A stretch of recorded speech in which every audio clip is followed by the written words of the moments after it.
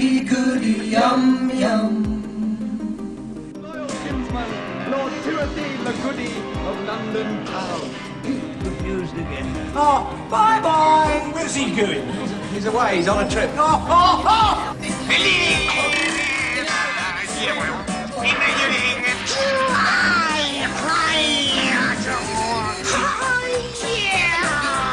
Before the infinitely more subtle and superior Lancastrian martial art, by my official title, High Priest Bagoo. In 1975, a British bricklayer laughed so hard at an episode of The Goodies that his heart gave out, and he died on his sofa. And his widow later wrote to the trio to thank them. That is the kind of show this was. Childish, anarchic, wildly popular, and far stranger behind the scenes than anyone watching ever realised. Fact 1. A man laughed to death. Now at moment we met our Grandmaster, and he were grand. He were full of wise sayings such as... On a March evening in 1975, a bricklayer named Alex Mitchell from King's Lynn settled down to watch The Goodies. The episode was Kung Fu Kapers, in which Bill Oddie demonstrates the supposedly ancient Lancashire martial art of Eky Thump, fending off attackers with a black pudding while wearing an oversized flat cap. Mitchell found it so funny that he laughed continuously for around half an hour. The sustained strain proved too much for his heart, and he died there in his chair. It is one of the very few documented cases of a person literally dying of laughter. What happened next is almost as remarkable as the event itself. Rather than blame the programme, Mitchell's widow wrote to the Goodies to thank them for making her husband's final moments so happy. Decades later, the trio still spoke about it with a mixture of guilt and dark pride. Bill Oddie noting that most comedians would, in his words, kill to have a fan die laughing. The episode's reputation only grew with the years. When the surviving Goodies reunited to mark the show's 50th anniversary at a comedy festival in Bristol, it was Kung Fu Kapers, the very episode that had killed a man, that fans voted their greatest of all time. There's no wrong way out what Mither and Clutterbucks don't barley grum it. Fact 2. Eky Thump went nationwide. Before the infinitely more subtle and superior Lancastrian martial art of what I happen to be a master. You are not. Oh, yes, I am. Eky Thump was invented as a throwaway joke, a collision of two things that were big in 1975, the kung fu craze sweeping British screens and the trio's own northern roots. Oddie has explained the logic simply. Kung Fu was everywhere, they were all from the north, so they smashed the two together into a Lancastrian martial art fought with black puddings. What nobody expected was that the joke would escape the television entirely. For a time, children across Britain were genuinely playing at Eky Thump in school playgrounds, and the phrase entered everyday speech as an exclamation of surprise. The cultural footprint stretched even further than that.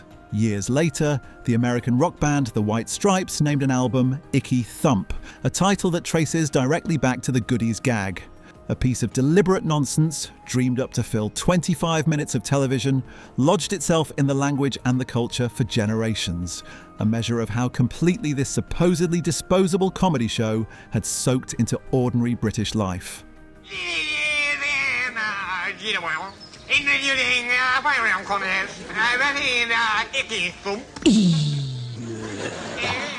Fact 3. Kitten Kong came from Ronnie Barker. This is day 2 of Twinkle's occupation of the City of London. Kitten Kong, the 1971 episode in which a giant kitten rampages through London and climbs the post office tower, is probably the single most famous thing the Goodies ever made. But the idea did not begin as a Goodies sketch at all. Bill Oddie has said the concept grew out of a sketch he had originally written and then had rejected for Ronnie Barker. Rather than waste a good idea, Oddie reshaped it into the monster kitten premise that became Kitten Kong. The episode was so successful that a re-edited version was made specially for that year's Montreux Television Festival, where it won the prestigious Silver Rose. Genuine international recognition for a show built largely on speeded-up film, low-budget trickery and a man in a catsuit. One of British comedy's most iconic images was, in effect, a hand-me-down from a completely different comedian. It is a neat illustration of how the team worked. Nothing was wasted, every rejected scrap was a potential epic, and a sketch too small for one star could be inflated, quite literally in this case, into something enormous.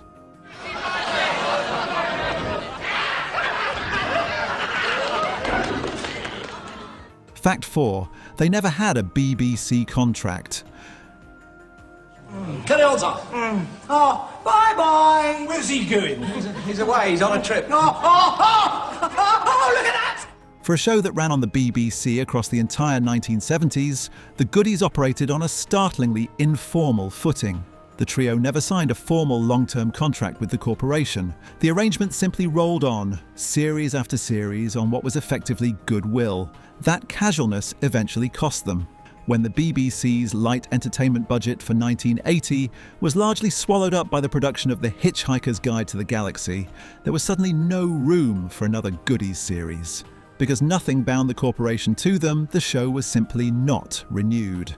The most successful British comedy team, never to have a contract, found out the hard way what that meant. When the money went elsewhere, so did they. For a partnership that had given the corporation a decade of enormous ratings, it was a strikingly fragile foundation, a handshake arrangement that fell apart the moment a bigger, flashier project needed the budget.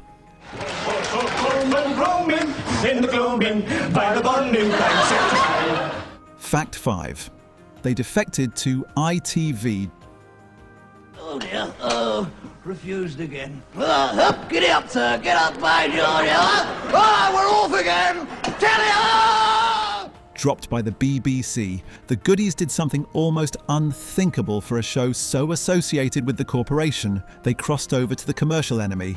The trio signed with London Weekend Television and took the programme to ITV. It did not last. After a Christmas special and a single short series for ITV in the early 1980s, the show was cancelled for good, ending its run in 1982.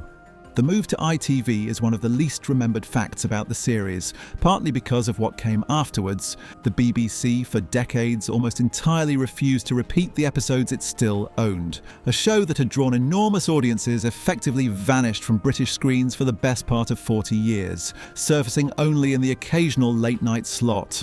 The defection to ITV did not just end the show, it helped strand it in a memory hole. The irony was sharp. A programme that had been a fixture of British childhoods, pulling audiences most modern shows can only dream of, became almost impossible to see for the best part of a generation, not because it had dated badly, but because the institution that made it simply chose not to put it back on. If you're enjoying this, it would mean a lot if you subscribed. It helps us keep making videos like this one. Just hit that button and you'll never miss a new one. Fact 6. Genuine pop chart stars. What do you say to that? This is what I have to say to that, mate. It would be a national tragedy. All right, we're going. The Goodies were not just television comedians who occasionally messed about with music. They were, briefly, a genuine chart act. Bill Oddie wrote a string of comic pop songs for the show, and several of them broke out of the programme and into the real British singles chart. Their best-known single, the funky Gibbon, reached number 4 in the UK charts in 1975, and the trio performed it on Top of the Pops. 3 comedians in matching outfits doing a dance about a gibbon on Britain's most serious pop showcase. In that single year, they scored several hit singles. It is a strange thing to sit alongside the rest of their legacy. The same team being studied as innovative satirists were also simultaneously a novelty pop act selling records to children. Few comedy groups have ever genuinely competed with real bands in the charts. The Goodies did it without ever quite dropping the joke, turning up on Top of the Pops in costume, doing a dance routine, and outselling acts who took themselves entirely seriously. For a brief window in the mid-70s, they were as much a pop phenomenon as a comedy one, and the songs long outlived the chart placings. Decades later, their novelty tracks were still being played and re-released, oddly durable for what began as filler between sketches. To be be a rock and roll singer. You? That's what I'm longing to be. No chance. How about you? If you fancy it too, you can accompany me. Fact 7. The characters were exaggerated selves. Look at it, look at that! I mean, squeaky little screams, all in black and white. Look what's happened to the programmes. You know what they've done? They've taken off porridge, they've taken off faulty tellers. The 3 on-screen goodies were not invented from scratch. Each was a heightened cartoon version of the real performer playing him, which is part of why the chemistry felt so effortless. Tim Brooke-Taylor played a conservative, royal family-loving, faintly repressed patriot. Graham Garden was the half-mad inventor and scientist, forever building deranged contraptions. And Bill Oddie was the scruffy, left-leaning, occasionally violent anarchist, the one most likely to start a fight or a revolution. These personas were deliberately drawn from aspects of the men themselves, then inflated for comic effect. The 3 were not strangers thrown together either. Their partnership had been forged years earlier in the celebrated radio series I'm Sorry, I'll Read That Again, so by the time the cameras rolled, they already knew exactly how to bounce off one another. The constant clashing of those 3 temperaments, order against chaos, tradition against rebellion, gave the show its engine. The goodies were, in a sense, always playing slightly distorted versions of who they really were. Fact 8. The BBC censored apartheid satire. Ah, good morning. Good morning. Some more customers. Shove them in the crate. For all its giant kittens and black pudding fights, the goodies frequently smuggled in real political satire, and occasionally the BBC pushed back. One 1975 episode set its sights on police violence under apartheid in South Africa, a strikingly pointed target for a show often dismissed as children's comedy. The BBC objected to the episode, but the complaint was a peculiarly goodies-shaped one. The corporation's issue was reportedly not that the satire was too savage, but that the episode was not funny enough to justify it. The team's response was simply to go back and add more jokes, after which the episode was allowed to air. It is a revealing glimpse of how the show worked. The satire was real, the targets were serious, but the comedy always had to come first, even when the subject was state brutality. Beneath the giant kittens and the black puddings, the goodies were often doing exactly what Monty Python were praised for, skewering politics, institutions, and national hypocrisies. But because they wrapped it in slapstick and songs, they were rarely given the same credit for it. Fact 9. The trandem caused real injuries.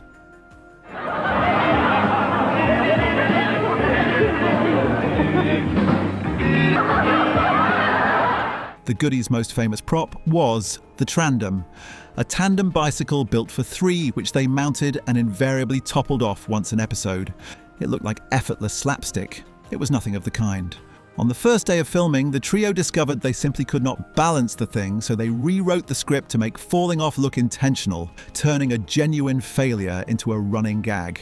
Worse was to come. A later version of the trandem was fitted with 3 sets of pedals, which Bill Oddie has said would ram into the rider's shins, leaving real blood on the bike.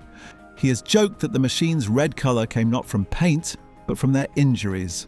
So much of the show worked like this. Feats that read as light, silly, and weightless on screen were, in reality, physically punishing to perform, achieved with low budgets, real stunts, and a good deal of genuine pain. One of the gentlest looking gags in British comedy was, in practice, drawing actual blood from the men performing it. Fact 10. The BBC buried them for decades. King Arthur of Camelot, 33 Acacia Road, Solihull. To his most loyal kinsman, Lord Timothy Le Goody of London Town. After the show ended, the goodies suffered a fate that still baffles their fans: near total disappearance. Despite enormous 1970s audiences, up to around 15 million at their peak, the BBC largely declined to repeat the episodes it owned for something close to 36 years, beyond the rare late-night airing. The effect was that an entire generation grew up never seeing a show their parents adored, while the series faded from the national conversation in a way that contemporaries like Monty Python never did. The contrast is stark. Python was endlessly repeated, packaged and celebrated, while the goodies, who lasted far longer on air, were quietly shelved. It was only with the eventual DVD release of the full run and a wave of 50th anniversary appreciation that the show began to climb back out of its memory hole. The Goodies were, for decades, simultaneously one of Britain's most loved and most hidden comedy series, beloved by those who remembered, and invisible to everyone who came after. That long burial is a large part of why a second look at the show feels less like nostalgia and more like rediscovery.